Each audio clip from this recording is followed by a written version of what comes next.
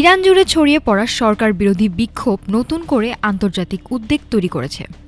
সামাজিক যোগাযোগ মাধ্যমে ছড়িয়ে পড়া ভিডিওতে দেখা যাচ্ছে বিক্ষোভকারীরা একাধিক শহরে রাস্তায় নেমে আসছেন। পরিস্থিতি নিয়ন্ত্রণে ইন্টারনেট সেবা বন্ধ করে দিয়েছে ইরানি কর্তৃপক্ষ। এই পরিস্থিতিতে কড়া হুঁশিয়ারি দিয়েছেন মার্কিন প্রেসিডেন্ট ডোনাল্ড ট্রাম্প।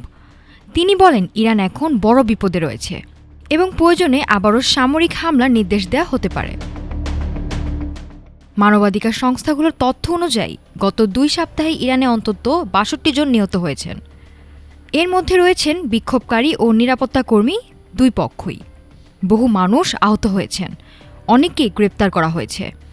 এদিকে ইরানের সর্বোচ্চ নেতা আয়াতুল্লাহ আলী খামেনি বিক্ষোভকারীদের বিরুদ্ধে কঠোর অবস্থানের ঘোষণা দিয়েছেন। তিনি এই বিক্ষোভকে যুক্তরাষ্ট্রের ষড়যন্ত্র বলে আখ্যা দেন। তেহরান সহ বিভিন্ন শহরে নিরাপত্তা জোরদার করা হয়েছে। রাষ্ট্রীয় টেলিভিশন ভবনে সংঘর্ষ ও অগ্নিকাণ্ডের ঘটনাও ঘটেছে। সরকার বলছে, বিশৃঙ্খলা দমনে তারা কোনো ছাড় দেবেন না। বিশ্লেষকরা বলছেন, ইরানে অভ্যন্তরীণ অস্থিরতা ও ট্রাম্পের হুঁশিয়ারি দুটো মিলিয়ে মধ্যপ্রাচ্যে নতুন সংঘাতের আশঙ্কা বাড়ছে।